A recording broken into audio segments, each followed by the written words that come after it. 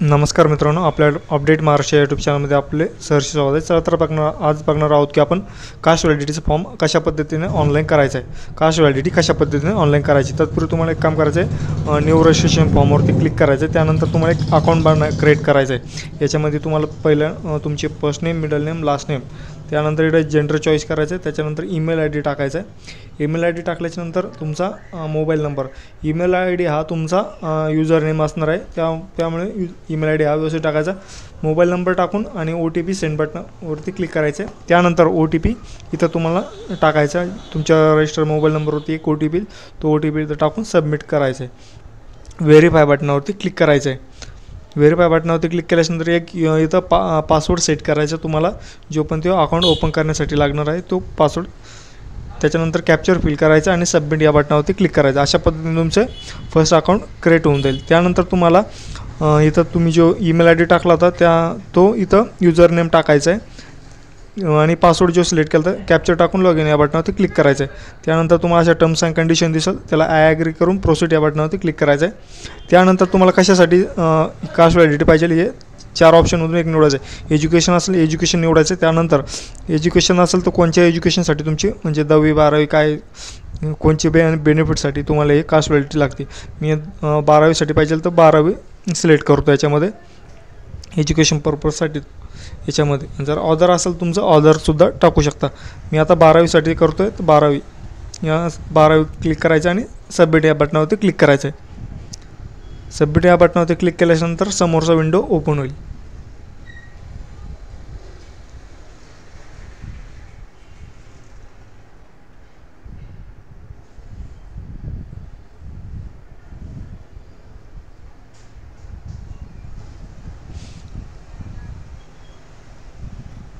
त्यानंतर अशा पद्धतीने तुमची नवीन विंडो ओपन होईल। इथं नाव गाव दिसेल, इथं मॅरेज स्टेटस ते टाकायचं आहे।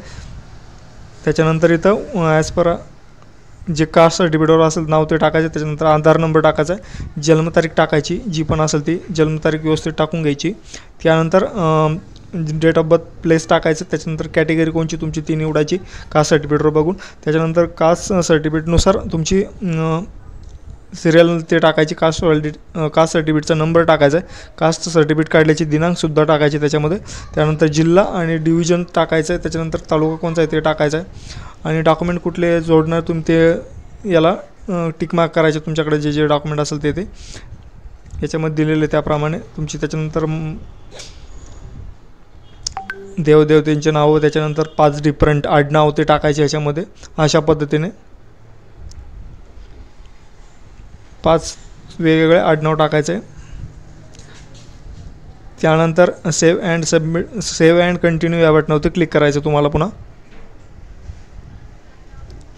ते केल्याच्यानंतर तुम्हाला ॲड्रेस टाकून घ्यायचा, पूर्ण ॲड्रेस टाकून 2 याच्यामधला पूर्ण ॲड्रेस टाकायचा आहे। ॲड्रेस टाकून पिनकोड व्यवस्थित टाकायचा आहे। त्याच्यानंतर रहिवासी कधीपासून तुमच्या जन्मतारखेपासून तुम्ही रहिवासी टाकू शकता आणि सेव्ह अँड कंटिन्यू या बटनावरती क्लिक करायचं तुम्हाला।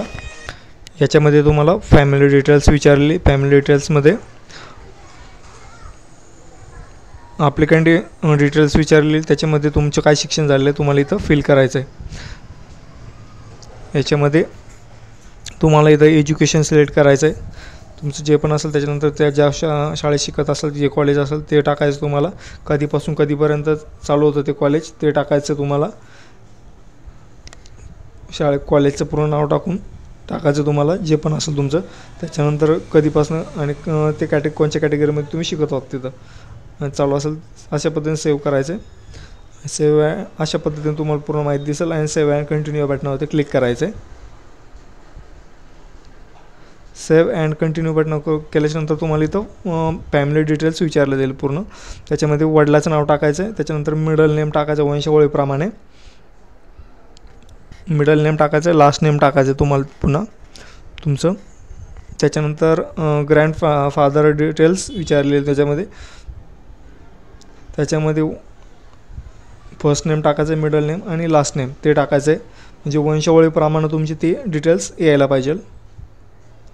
त्याच्यानंतर तुम्हाला जो ॲड्रेस आहे तुमचा तो टाकायचा आहे, तो इथं व्यवस्थित फिल करून सेव्ह या बटनावरती क्लिक करायचं तुम्हाला।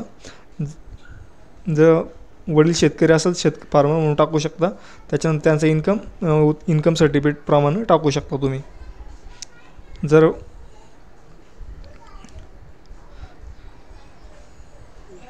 त्यानंतर जर वडील शिक्षण झालेलं असेल तुम्ही खाली यस म्हणायचं आहे.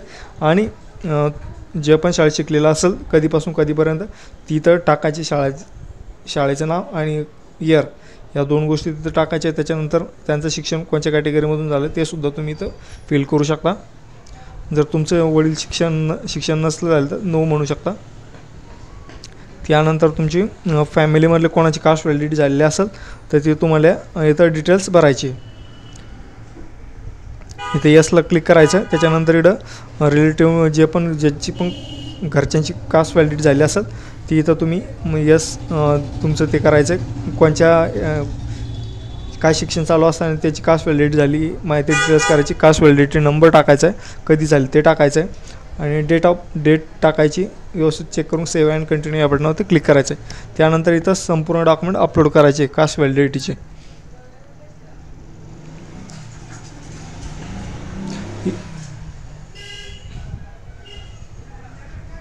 व्यवस्थित माहिती चेक करून तुम्हाला त्याच्यानंतर डॉक्युमेंट अपलोड या बटनावरती क्लिक करायचं तुम्हाला.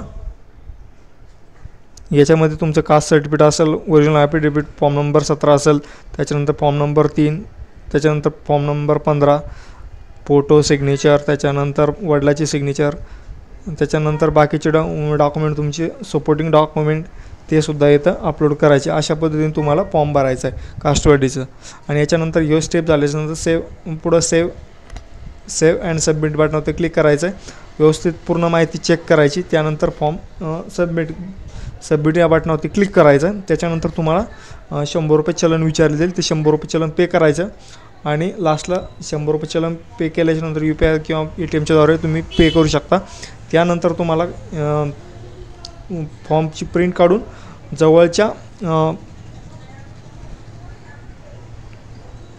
जवळच्या ऑफिसला ते सबमिट करायचं एक सेट नेऊन. त्यावेळेस तुमची कास्ट व्हॅलिड निघून जाईल. 1 महिन्याच्या आतमध्ये जो रजिस्टर ईमेल ID दिलता त्याच्यावरती तुमचा कास्ट व्हॅलिडिटी येऊन जाईल.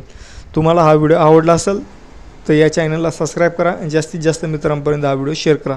धन्यवाद.